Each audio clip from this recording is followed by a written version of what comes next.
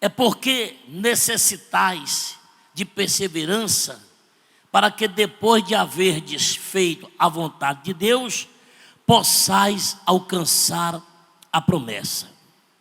O galardão da confiança é a salvação, isto é, a grandiosa, incensurável recompensa daquele que perseveram na fé até o fim. Para isso, o justo não pode ceder às tentações, ao desânimo e ao esfriamento espiritual, e assim jogar fora os privilégios da aliança com Deus. Entre esses privilégios estão o direito de se tornar um primogênito, ou seja, filho do Altíssimo e irmão do Senhor Jesus, o livre acesso ao trono da graça, o perdão, a justificação, o socorro em tempos da angústia, a salvação. Dessa forma, vale empregar todos os esforços a fim de mantermos mesma confiança inicial que nos levou a assumir a fé no Senhor Jesus e manter-se fiel com os olhos fixos nas suas promessas eternas, garantirá a persistência, a firmeza e os bons olhos até o fim. Olha para mim, eu deixei isso aqui porque vocês levam para casa e eu gosto de deixar uma linha de pensamento sobre a palavra, mas eu botei como subtítulo o galardão da confiança. O galardão da confiança. Que galardão é esse? É o que Deus promete àquele que persevera na presença dele. Amém? É aquele que persevera na presença dele. Esse galardão é algo que só Deus pode dar para o homem, mas somente para aquele que persevera na presença dele. E quem é que persevera? Aquele que tem uma confiança em Deus. Você vê que ultimamente eu tenho falado de confiança. Por que eu tenho falado de confiança?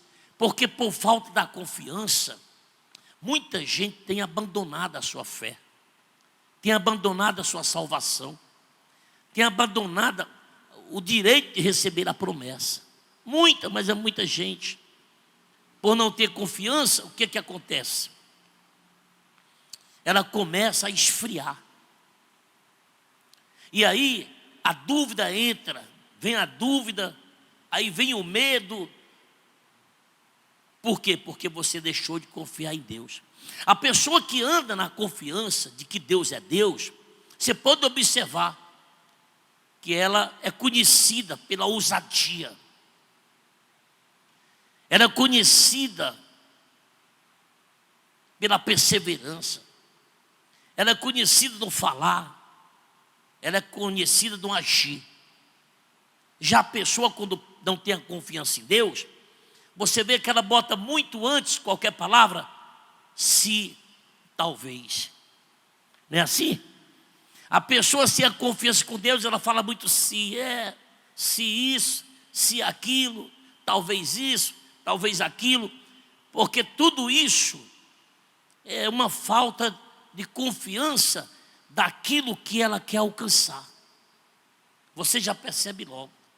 Já percebe logo. Então, essa pessoa, ela tá esfriando espiritualmente. Porque o que me faz ser forte espiritualmente é a minha confiança no Senhor, em Deus. Se eu não tenho confiança em Deus, no Criador, então você logo também vai perceber.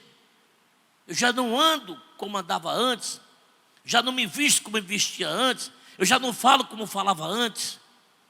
Você vai logo perceber. E tudo isso me impede que a promessa me alcance. Que a promessa me alcance. Porque eu botei um versículo abaixo, onde diz Domingo dos Benditos de Deus. Tem um versículo ali embaixo. E eu leio todo dia para vocês na TV. Eu leio todo dia para vocês. O que esse versículo fala? O Senhor determinará que a bênção esteja nos teus celeiros, e tudo que colocares a mão, e te abençoará na terra que te dá o Senhor teu Deus. Quer dizer, o Senhor fará com que a bênção vá até a minha casa, vá até a minha vida. Mas a quem Deus faz isso? Aquele que está na confiança. Amém? Amém? Aquele que está onde?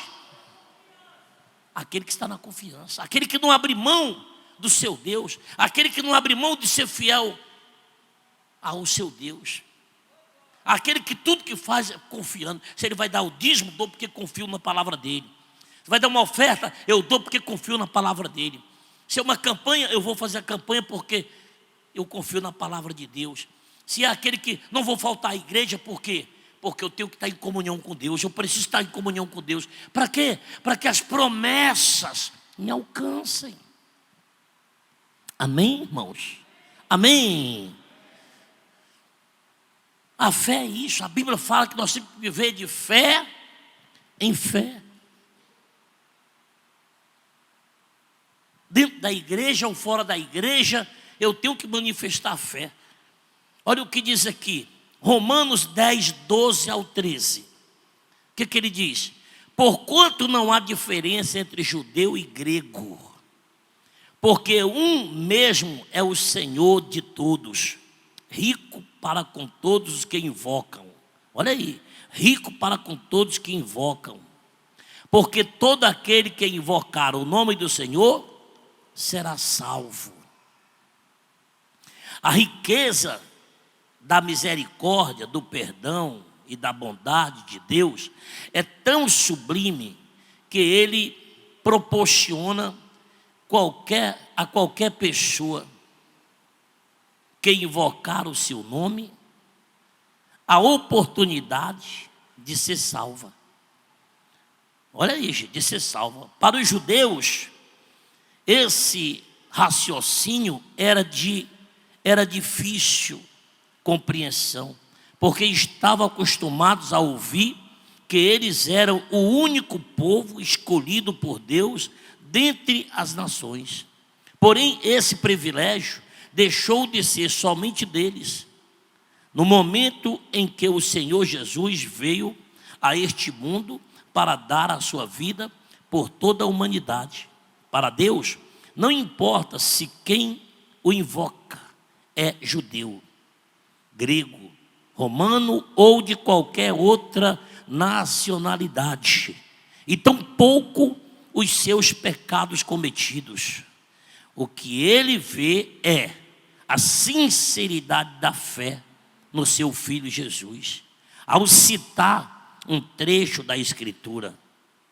E há de ser que todo aquele que invocar o nome do Senhor será salvo, porque no Monte Sião e em Jerusalém haverá livramento, assim como disse o Senhor, e entre os sobreviventes, aquele que o Senhor chamar.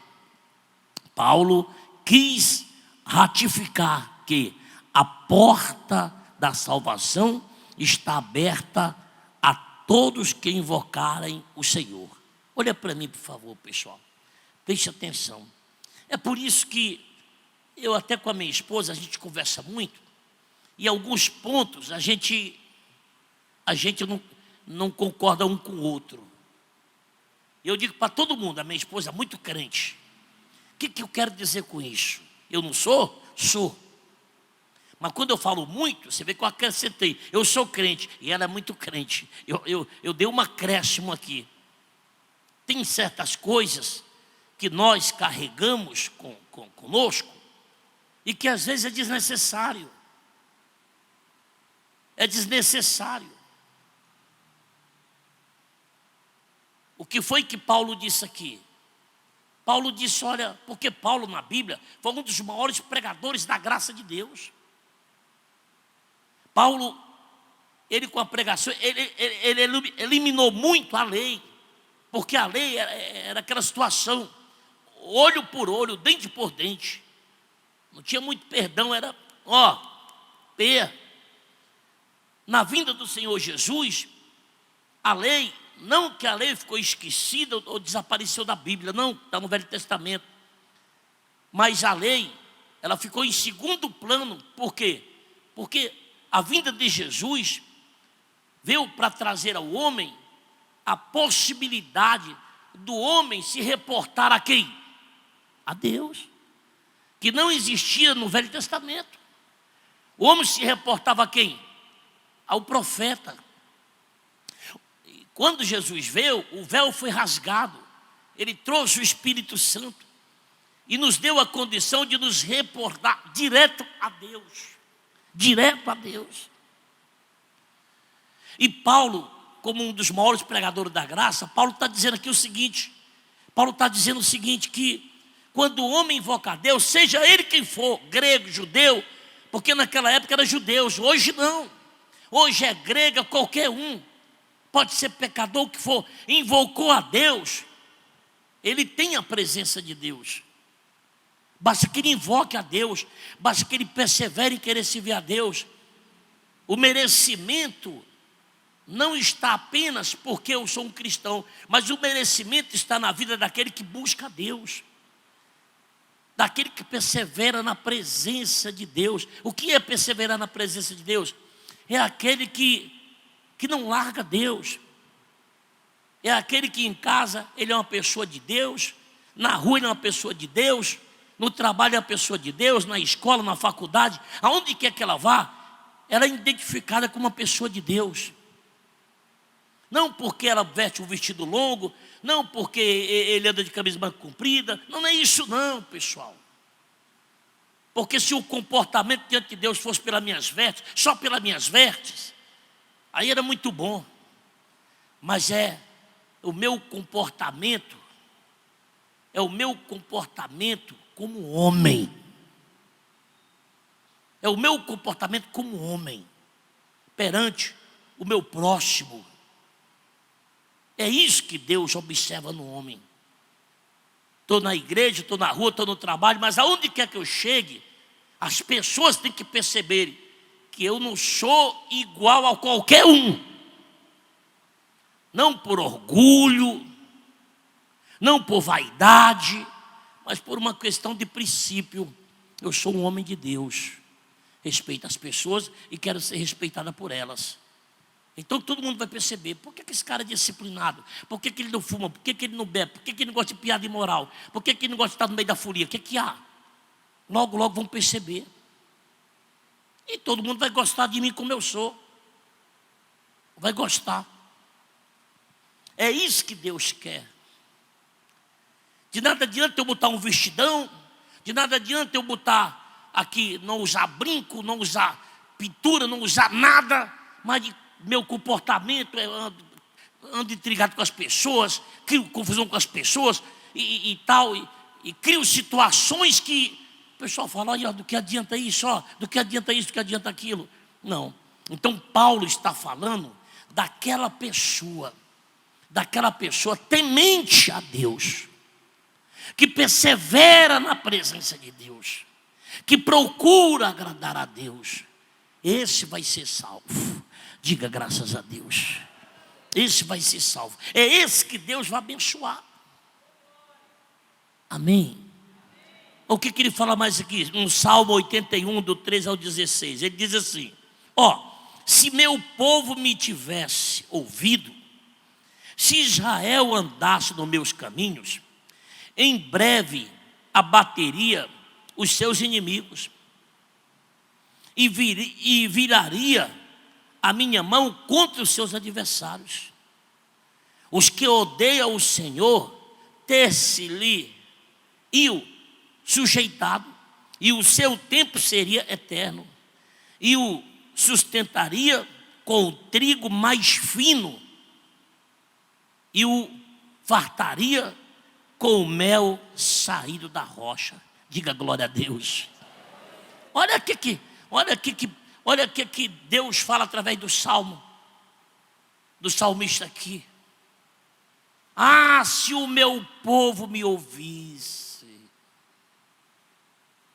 Amém. É o que Deus quer, só isso, que eu dê ouvidos a Deus. Eu só preciso dar ouvidos ao meu Deus. Ouvidos ao meu Deus. Eu de pronto estaria para ser por Ele. Daria a Ele o melhor mel, a melhor farinha. E não tem mais. Seria eu contra os seus inimigos. Seria eu contra os seus inimigos. Isso é uma promessa que Deus me faz. E quando eu me afasto de Deus, eu perco essa promessa. Mas quando eu me aproximo de Deus, então essa promessa é renovada na minha vida. Amém, igreja? Quem está compreendendo, faz assim. É só isso que você precisa compreender. Não tem bicho de 7 cabeças se vier a Deus, não. Você tem que ter cuidado para não estar oprimido com certos ensinamentos. Ou, se não, também está por aí achando que uma vez salvo, salvo para sempre. Você tem que tomar cuidado, porque os extremos existem demais. Existe o extremo negativo, que é aquele que fala de uma santidade, sem que ela não viva. E existe daquela liberdade com libertinagem, e que você acha que está certo. Tudo isso é extremo, faz mal. O que Deus quer é que você ande pelo meio. Ande pelo meio, dando ouvido, guardando e vivendo a fé, perseverando para Deus se agradar, para que a promessa continue na sua vida. O que ele diz aqui? O desejo do Altíssimo. O desejo do Altíssimo se traduz numa declaração intensa de pesar. Ó, se o meu povo me tivesse ouvido. O Senhor via o seu povo sofrer, mas não podia fazer nada, pois ele e suas orientações eram totalmente ignorados. Isso significa que a maioria das dores deste mundo se dá pelo desprezo aos conselhos divinos. O segredo para almejar a paz, liberdade e a felicidade está na fé obediente à palavra de Deus. Dê um glória a Deus, dê. A nossa felicidade está aí, pessoal. A nossa felicidade está em querer agradar a Deus, em dar ouvido, em guardar a palavra de Deus. Aí que nasce a felicidade do homem. Fora isso, Deus não é comigo. Deus não é comigo. A Bíblia diz que Deus fala na Bíblia que a santidade em extremo, ela confunde a mente do homem. Nós temos que ter cuidado, porque tudo tem uma medida, tem uma razão. Deixa eu ler o resto para vocês aqui. O sofrimento que sobreveu a Israel. Deixa eu falar para você. O sofrimento que sobreveu a Israel não procedia da vontade de Deus. Ao contrário, era uma consequência dos próprios pecados da nação. O Todo-Poderoso estava pronto para salvar Israel dos inimigos. Mas antes, o povo deveria se voltar para ele. Deus via com tristeza a recusa dos israelitas, uns seguiam a sua direção, pois mesmo vivendo em Canaã, terra com grandiosas promessas de fartura, estavam na escassez. Ao exclamar sua dor, é como o Altíssimo estivesse dizendo: como a vida de vocês seria diferente se me escutassem. Isso nos ensina que pior do que termos fracassado em algo é saber que o fracasso foi causado por nós mesmos. Isso é, ninguém tem culpa de nossas derrotas. No entanto, quando nos sujeitamos às Escrituras sagradas, recebemos de imediato o socorro do alto. Amém? Entenderam? Entenderam? Então, Tudo está quando eu abro meu coração. Quando eu abro meu coração, que eu começo a compreender o que é certo e o que é errado.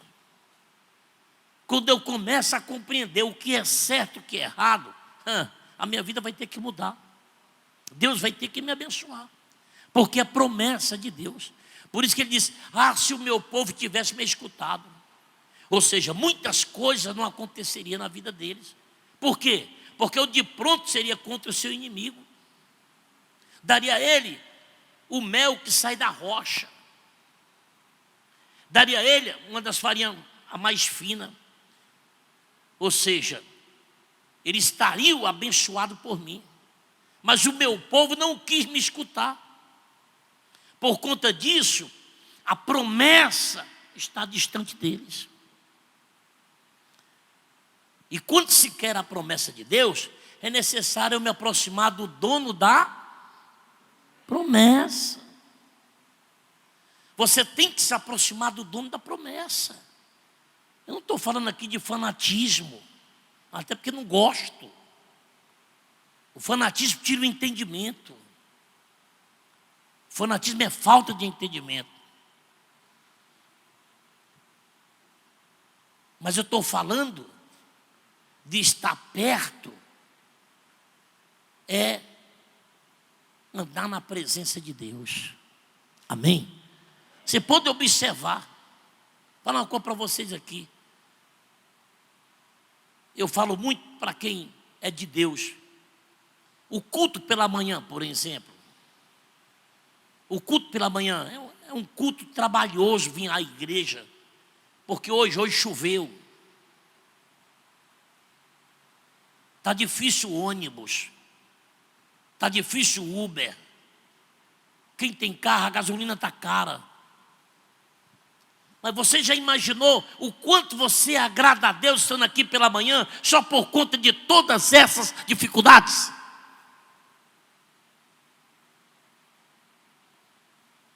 Por conta de todas as dificuldades, o quanto você está agradando a Deus?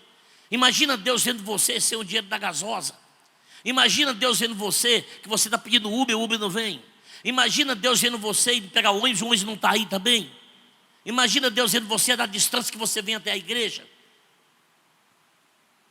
Imagina como Deus vê essa situação. Você se esforçando para ir logo pela manhã, porque você quer dar o quê? A primícia para Deus. Amém? Você quer dar a primícia. Você quer dar o seu melhor para Deus. O seu melhor você quer dar para Deus. O seu melhor. Porque isso é o melhor de Deus.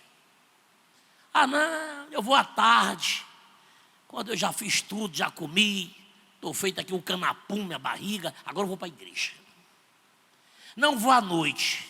Eu já fiz tudo, já visitei, já fui não sei para onde, já conversei isso, já fiz tudo. Agora eu vou para a igreja à noite. Vou à noite que eu estou cansado e sem paciência, vou à noite. Bispo, Deus não vai me abençoar não? Vai. Mas eu pergunto a você. Pega um pedaço de pão. Quando é no aniversário as pessoas vão cortar o bolo. E aí tem essa tradição, né? Vou cortar o bolo e vou dar o pedaço para a pessoa que eu mais amo, ou para a pessoa que eu acho mais importante, ou algo parecido. Não existe isso. Existe ou não existe? Eu vou dar um pedaço de bolo para aquela pessoa que eu acho mais interessante, aquela pessoa que eu tenho mais carinho, que eu tenho respeito por ela, eu vou dar um pedaço de bolo. E quando aquela pessoa se julga tal, que não ganha o bolo, como é que ela fica? Ela vai ficar triste. Agora imagina você, o dia é como um bolo. Você acorda pela manhã, você escova os dentes. Ontem eu estava ensinando a minha esposa, que eu disse para ela que hoje a gente ia ficar até meio-dia aqui. Por quê? Tanto eu como os obreiros, todos nós vamos ficar aqui até meio-dia. Por quê? Porque nós vamos orar em cima do nome da tua família. Nós vamos viver 7 domingos de consagração pela tua família. Para que Deus cure, para que Deus liberte, para que Deus prospere, para que Deus salve. Os 3 casais daqui a pouco vão orar aqui em cima. Por todos os nomes do teu familiar. E nós vamos derramar o azeite sobre o nome deles. Para quê, bispo? Para quê? Para que eles seja consagrado em casa, abençoado. Amém? É uma coisa forte. É um propósito forte que estamos vivendo. São detalhes que você acha que se agrada a Deus. Pois é, são detalhes que agradam a Deus. Eu quero lá culpar o meu Deus, porque eu vou comer 1 hora. Eu quero lá que o meu marido brigue comigo. Eu quero lá que o meu pai brigue comigo. Eu quero lá que a minha mãe brigue comigo. Eu quero lá que a minha mulher brigue comigo. Eu lá quero que alguém fale alguma coisa, porque eu fui para a igreja. Não. Nós temos que fazer de tudo. Sabe para quê? Para agradar a Deus. Eu vou para a igreja amanhã, o meu marido é enjoado, ou a minha mulher é enjoada, o meu pai é enjoado, minha mãe é enjoada, sei lá. Eu vou fazer o quê? Quais são minhas obrigações domingo pela manhã? Eu vou deixar feita. Mas uma coisa é certa, eu vou adorar esse Deus. Eu vou buscar esse Deus que vai curar minha casa, que vai prosperar minha casa, que vai salvar minha casa, que vai restaurar meu casamento, que vai abençoar minha vida. Amém. É assim que você tem que pensar. É assim, se prepara sábado, não deixa brecha para o diabo agir. Não deixa brecha para o diabo. Não deixa. Deixa tudo preparado. Por quê? Porque você não quer que nada dê errado para você ir até a casa do teu Senhor. Domingo de manhã é a primícia. É a primícia. Domingo de manhã é o quê, pessoal? O quê? É a primícia. E hoje, que é a Santa Ceia, que é muito mais especial ainda. Hoje é que é especial.